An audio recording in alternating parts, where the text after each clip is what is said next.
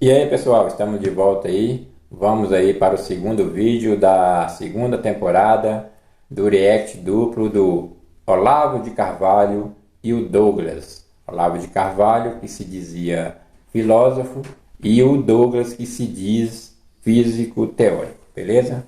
Vamos continuar aí. Ele estava falando do Galileu, Isaac Newton, Copérnico, esses caras que não tinha, a inteligência não era muito forte.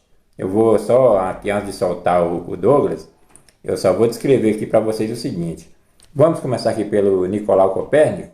Ele está aí questionando a inteligência do Nicolau Copérnico, Jonas Kepler, do Isaac Newton e do Albert Einstein. Não, era tudo bobinhos, esses caras aí que eu falei os nomes aqui. Tudo bobinhos. Nada, eles não sabiam de nada.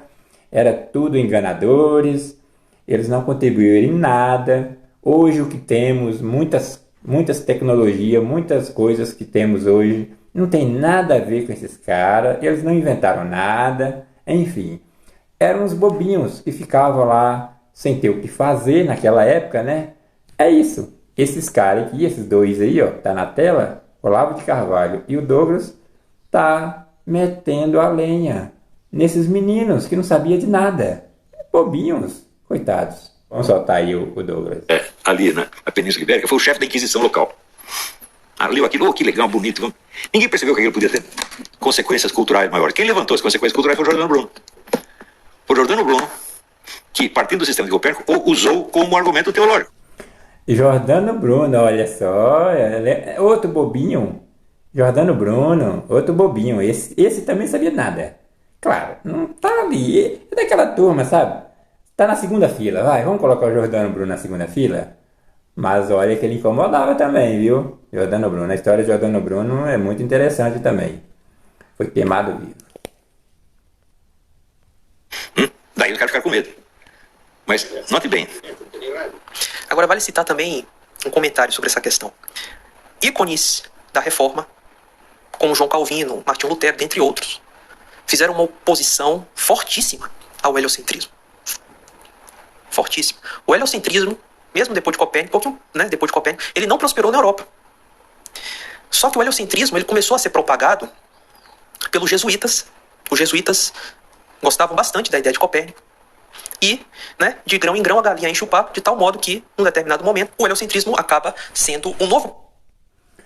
O heliocentrismo não prosperou, igual ele fala, mas tem um contexto, né? Tem um contexto. Não podia ser falado. O Nicolau Copérnico, ele falou do heliocentrismo, ele mostrou o seu diagrama dias antes de morrer, porque ele sabia que tinha uma penalidade, tinha uma penalização para aquilo. Não era tabu tirar a terra do centro. Existiam leis, naquela época quem comandava as leis, entre aspas, era a Igreja Católica. Então, prosperou sim, mas no início realmente isso aí ele está correto, é o que eu falo, o terraplanista ele pega meias verdades e transforma em grandes mentiras. Então é isso, não prosperou pelo fato de que ninguém era besta de morrer igual o Jordano Bruno morreu. O Jordano Bruno teve coragem. Foi lá, enfrentou e bateu o pé, mas pagou com a vida. Queimado vivo. O Galileu foi mais esperto um pouquinho. Paradigma da astronomia. Então os caras eles removeram a Terra do centro, eles colocaram a Terra para se mover.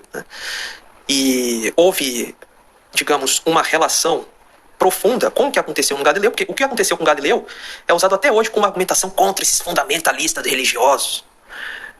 Mas, enfim, eu não vou discutir isso agora, tá? Aguardem os vídeos sobre o heliocentrismo que a gente vai tocar nesses pontos aí. Naquela época você não tinha internet, você não tinha nem rádio. Isso quer dizer que as consequências culturais de uma ideia científica podiam demorar algum tempo para aparecer, mas hoje são imediatas.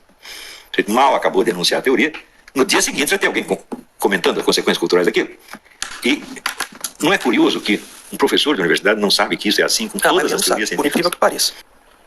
É lamentável, mas por que não sabe? Porque ele cresce num ambiente que não promove a controvérsia, que só promove coisas que foram estabelecidas, coisas consensuais, onde não é apresentado para a pessoa um pensamento, digamos assim, oposto àquilo. Mesmo que não seja um pensamento paradigmático, mesmo que não seja um pensamento da maioria, mas é um pensamento que ali está sendo defendido por alguns físicos, formados, doutores. Isso é válido para a teoria da relatividade de Einstein também. Existe um grupo de físicos, tá, que não concordam com a relatividade de Einstein. Veja, eu sempre falo assim, a relatividade de Einstein. Por quê? Porque a teoria da relatividade de Galileu, ela tá certa. Eu usei a teoria da relatividade de Galileu nas coisas que eu fiz na física, né, principalmente no mestrado. O que está errado é a relatividade de Einstein. Você dizer que referenciais iniciais trocam informações, é uma matemática nisso, isso está correto, isso aí é a nossa física do dia a dia.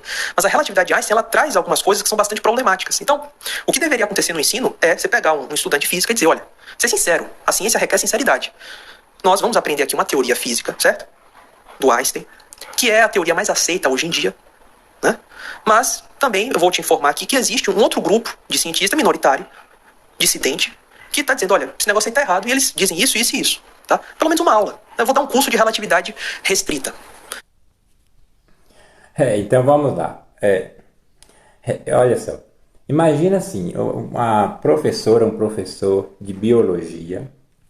O professor de biologia termina a sua aula de biologia, aí depois fala assim, olha, tudo isso que eu disse aqui, na verdade, é o que eles pedem para mim fazer, para mim ensinar. Mas na verdade, a gente sabemos que aí começa falar da religião, um argumento religioso. Você dá aula de biologia e depois dá aquela paradinha e fala, olha, que é o que eles ensinam, é o que a ciência diz, mas não é o que eu acredito. Aí é uma questão pessoal do professor. É o que esse cara aí está falando, né? Ele quer que o professor, ele queria, né, que o professor naquela época lá, e quer até hoje, né, que o professor dá uma aula de física, mostra ali as equações, a descoberta de Albert Einstein, que, como eu disse no início do vídeo, aí era um tolinho, não sabia de nada. O Einstein, então, aí ele quer que o professor volte atrás e fala, ó, é o seguinte, eu estou ensinando isso aqui, mas existe aí muitos físicos que não acreditam nisso, igual ele, que ele disse que é físico teórico, é isso que ele quer. Ele quer que a pessoa ensina, depois volta atrás e fala, mas não é bem assim não, viu? Existem pessoas aí. Gente, meu Deus do céu. Einstein, até hoje, 70 anos depois da morte de Einstein, as comprovações científicas, os grandes instrumentos inventados, criados, provam a teoria da relatividade de Einstein. Ele provou isso. O eclipse é um deles. Sobral, a cidade do Ceará, fez parte. Claro, Einstein não foi lá em Sobral. É uma distorção também aí que o pessoal na internet não sabe bem explicar. Mas Sobral fez parte dessa descoberta, dessa comprovação. Ele comprovou, ele provou. Ele falou assim, olha, o que eu estou dizendo tem que acontecer no dia de um eclipse. E aconteceu. Todos os cientistas daquela época falou, não, a teoria de Albert Einstein está correta. E vem ao longo do tempo, tudo que se faz, Einstein está, como diz o ditado, né, Einstein nunca esteve errado. Mas para esse negacionista aí, para o Douglas, Einstein era um charlatão que tem que ensinar a teoria da relatividade de Einstein, mas também tem que dizer que não era bem assim. Enfim, é isso. Entendeu? Eu acho que eu vou cortar o vídeo aqui de novo. Vamos aí para a terceira parte da segunda temporada. Valeu, até o próximo.